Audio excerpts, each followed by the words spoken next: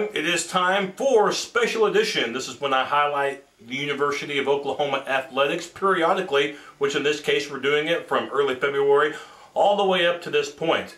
Now I have a confession to make. I had already taped a show. I was about ready to post it on the internet, but then a couple of funny things happened between a few days ago and now, which is March 21st. Number one, the NCAA tournament and all these upsets and buzzer beaters. Yeah, I needed to update my video. And then, of course, the Tiny Gallon situation. Tiny Gallon, the player at Oklahoma, who's involved in a lot of off-the-court controversy. We're going to talk about that in just a second, but we have to talk about the NCAA tournament, the men's tourney. You know, I've been watching college basketball for about 30 years now. I've seen some crazy things, a lot of upsets, and of course, buzzer beaters. But never have I seen so many buzzer beaters and surprises after the first weekend than I had in this weekend's first and second rounds. I mean, just excitement galore, and again, probably the best opening weekend of tournament excitement we've seen. Having said that, boy, the Big 12, by and large, very disappointing. 7 teams in the tournament from the Big 12, and 5 of them already gone before the round of 16. We'll break it down. Oklahoma State seriously out-rebounded in the first round by Georgia Tech. Big reason why the Cowboys lost to the Yellow Jackets. The Missouri Tigers, can't really be disappointed with them because they got to the second round. That was about as far as they were going to go considering the talent that they had and considering that they were playing one of the top-ranked teams in the country in West Virginia. Missouri only lost by 9 to the Mountaineers, so I really can't give a thumbs down to the Tigers considering how their season ended. But how about the Texas A&M Aggies? And boy, they know that they blew an opportunity. They had an opportunity to play the Sweet 16 in Houston, not far away from College Station, but they could not get past Purdue in the second round. Purdue playing without their best player these last few games, but it didn't matter. A&M had a chance to not only win this game early, but absolutely blow Purdue out. But they let Purdue hang around despite A&M having the lead at halftime, and then in the second half let Purdue take the lead. The game went to overtime, and then the Boilermakers hitting a shot in the final seconds.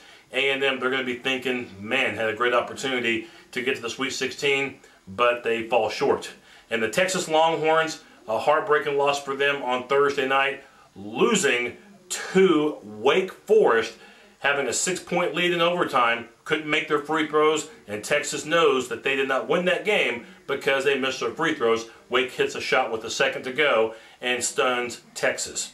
And then the biggest surprise of all, the Kansas Jayhawks, #1 in the country, losers of just 2 games this year, winners of over 30, winning the Big 12 regular season and tournament championship and having All-Americans galore, and yet they couldn't beat Northern Iowa in the second round. A bad coaching job by Bill Self in that game. Kansas looked very unprepared, and they did not look like a team. Northern Iowa played with a we have nothing to lose mentality, and it showed because Northern Iowa pulled off one of the biggest upsets in recent memory in the NCAA tournament.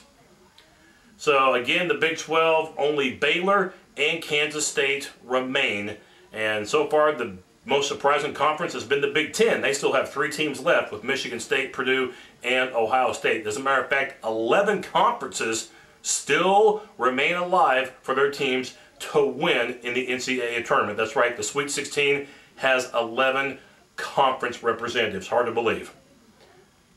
Now, let's talk about the Oklahoma Sooners, and you know something? I want you to do me a big favor. I want you to pass this help wanted, okay?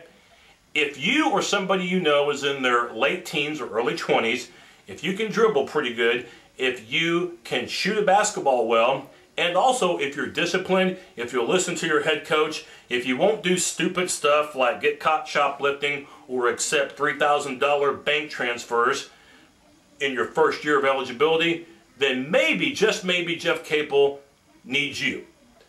Of course, Oklahoma was very disappointing this year. I harped on that enough on my last report. If you didn't watch it, check it out. It's on YouTube on the Sooner 56. You'll see it. We know Oklahoma stunk, okay? They lost their last 9 games. But as if having all this stuff on and off the court, as if that wasn't bad enough, how about Mr. Gallon, yes, Tiny Gallon, the McDonald's All-American. Last August, TMZ reports that Gallon accepted a $3,000 money transfer into an account which is in the name of his mother, Sylvia, and Keith Tiny Gallon, a joint account. The person, according to TMZ.com, that transferred this money works for Merrill Lynch. He's also an agent linked up to professional athletes. Yeah, big problem right there. I don't think Oklahoma is going to get into major trouble for this. Why? Because it doesn't look like the person who transferred this money is a booster or a former athlete or former coach. So it doesn't look like Oklahoma is going to have to worry about any of that. It also doesn't look like Oklahoma will have to worry about this incident as far as probation. If you're looking at the Kelvin Sampson thing from a few years ago, you remember when Sampson was head coach of the Sooners and he made an outrageous number of calls to recruits. You're only allowed to make so few a week, and he was making hundreds of calls and text messages. Well, it looks like that probation has run out, so again, it doesn't look like Oklahoma is going to have to be held liable for that. However, it does look like Oklahoma, another black eye to their program from a national public relations standpoint. You don't need any of this. Naturally, we can do this. We can just put this year in the garbage disposal, and I know that next year men's basketball at Oklahoma will be better just because it couldn't be any worse. You lose your last 9, you go 13-18, it's got to get better, right? And they do have some, it looks like some commitments, a couple from Kansas and also a couple from Texas, one from Sherman, Texas. This guy's name is Cameron Clark, a 6'6" player, a great distributor. That's what Oklahoma needs. And also TJ Taylor from Denison, Texas. He could be the replacement for the senior Tony Crocker. So I do think things will look up for Oklahoma. They do need to be played better as a team. And if they can do that, and if Capel can do a little bit better coaching job next year than this year, I think Oklahoma can at least finish in the upper half of the Big 12 standings next season. They won't win the Big 12, but they should be more competitive. And again, they're going to get some new faces there. I don't think Willie Warren is going to be back. I think he'll make his name eligible for the draft, although I don't think he's ready for the NBA. So, talk about the men. Let's talk about the women. The Oklahoma women got to the Big 12 championship game, lost to A&M, but even as we speak, they are hosting round 1 of the NCAA tournament, playing South Dakota State. So I believe that the Sooner women will probably get to the Sweet 16, but won't get any further than that. It's a guard-orientated team. Good job by Sherry Cole, because this team didn't have the Parrish twins this year, didn't have Whitney Hand. They lost her early to a knee injury. Lose 60% of your starting production, and yet you still finish in the top 15 in the country. A team that I think in a lot of ways overachieved, even though I don't think that they're very good in the paint.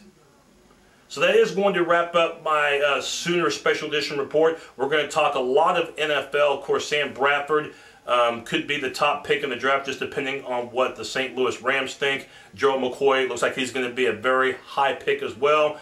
Don't be surprised also if Trent Williams and Jermaine Gresham are first-round picks. This is going to be a very good draft with Oklahoma Sooner players. And don't forget about Dominic Franks as well as Keenan Clayton. They could be picked on the first night as well, maybe somewhere in the second or third round range. And again, Oklahoma probably going to be one of the best years that they've ever had, not the best year, as far as the number of players picked in the higher rounds in this year's draft. We'll keep you posted on that. Special edition will come up at this time in April. So long for now.